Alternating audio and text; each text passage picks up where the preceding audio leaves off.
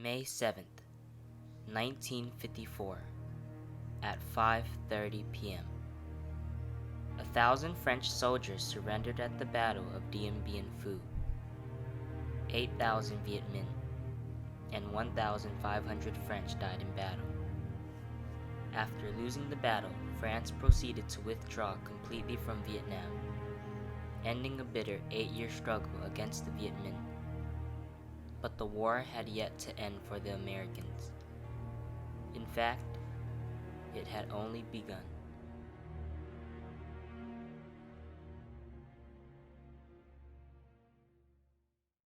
By early 1954, the US began to realize that the French were not going to be able to regain colonial control of French Indochina.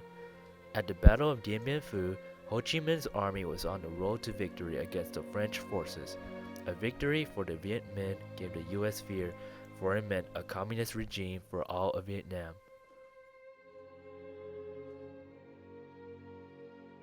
On April 26, 1954, representatives from around the world met at a conference in Geneva, Switzerland, which was organized with the intent to restore the balance of power in Indochina. Each person that took part in the conference had to respect the overall independence, unity, and territorial ownership of every participant, making sure that they did not interfere with the internal disputes of each country.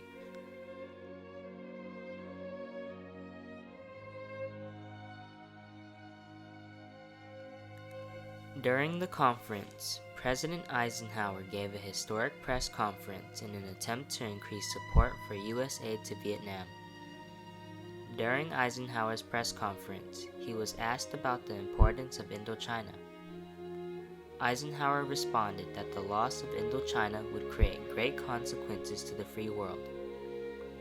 Eisenhower first emphasized the economic importance, stating, First of all, you have the specific value of a locality in its production of materials that the world needs. Eisenhower then delivered his famous domino theory speech that created a foundation for the U.S. involvement in Vietnam. Finally, you have broader considerations that might follow what you would call the falling domino principle. You have a row of dominoes set up, you knock over the first one, and what will happen to the last one is the certainty that it will go over very quickly. I recognized, as everybody did, that the regimes running South Vietnam at that time were certainly not democratic regimes.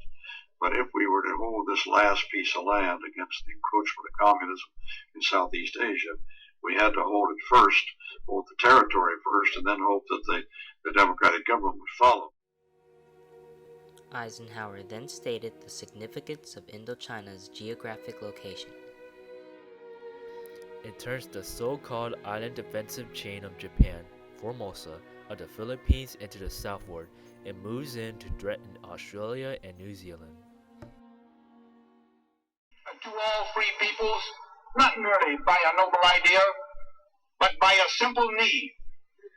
No free people can for long cling to any privilege or enjoy any safety in economic solitude. Even though Eisenhower gave many legitimate reasons why Indochina was important to the free world, his speech had little impact on what was happening in Indochina at that time.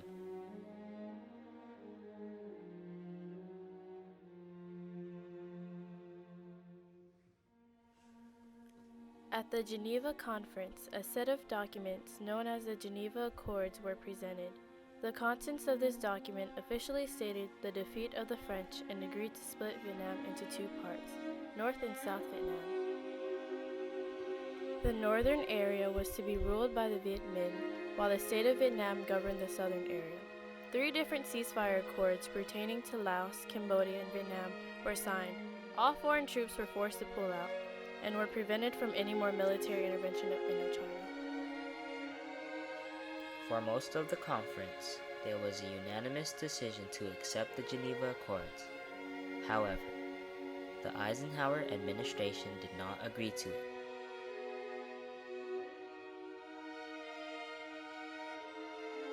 Secretary of State John Foster Dulles wanted to completely remove communism from Vietnam. Dulles was opposed to Geneva Accords, which allowed North Vietnam to be controlled by the communists. Going against the Geneva Accords, President Eisenhower and Secretary of State Dulles created the Southeast Asia Treaty Organization in order to protect South Vietnam. President Truman's only commitment to Vietnam had been to aid the French.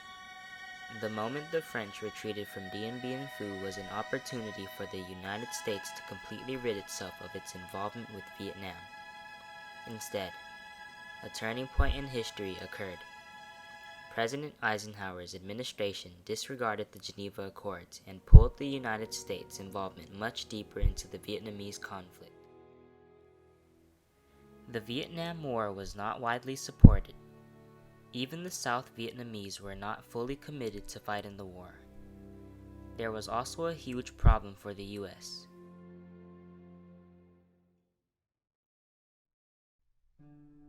The Viet Cong would use a fighting method called guerrilla warfare.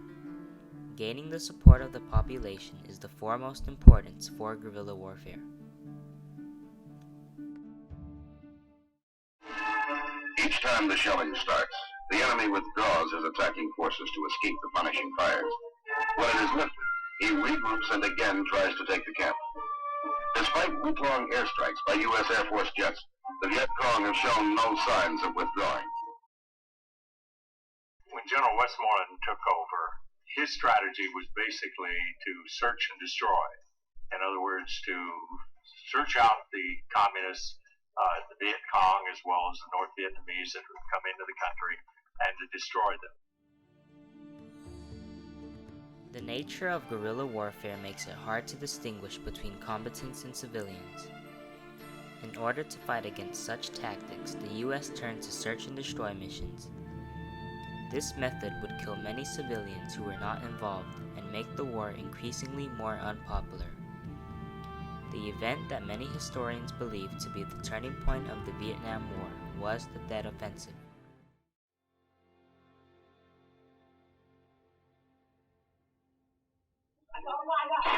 Vietnamese Rangers and Marines moved carefully, blasting buildings and possible Viet Cong hiding places before moving ahead.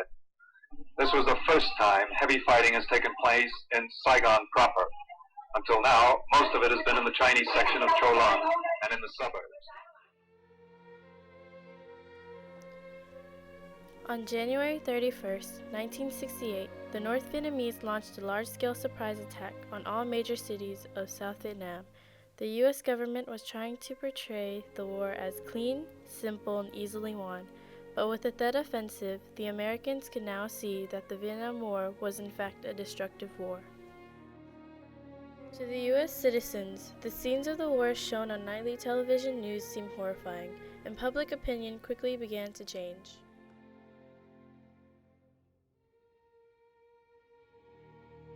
President Johnson's Secretary of Defense, Robert McNamara, has suggested that the U.S. should cease its escalation of aid to Vietnam. Johnson's advisors, known as the Wise Men, rejected this idea.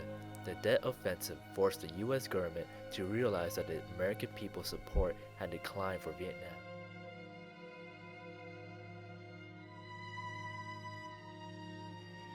From President Truman to Eisenhower to Kennedy and to Johnson, each took and enlarged the commitment of the president before him. The U.S. involvement in Vietnam began with Truman giving aid to the French. That commitment was followed by the Eisenhower administration, which reformed and began the state of South Vietnam, starting the Vietnam War. But was this involvement necessary? Eisenhower could have decided not to involve the U.S. in Vietnam, and the war would have quickly ended with the communist Vietnam. But because of Eisenhower's determination to stop the spread of communism with his belief in the domino theory, a turning point in history resulted in one of the longest, costliest, and most controversial in U.S. history,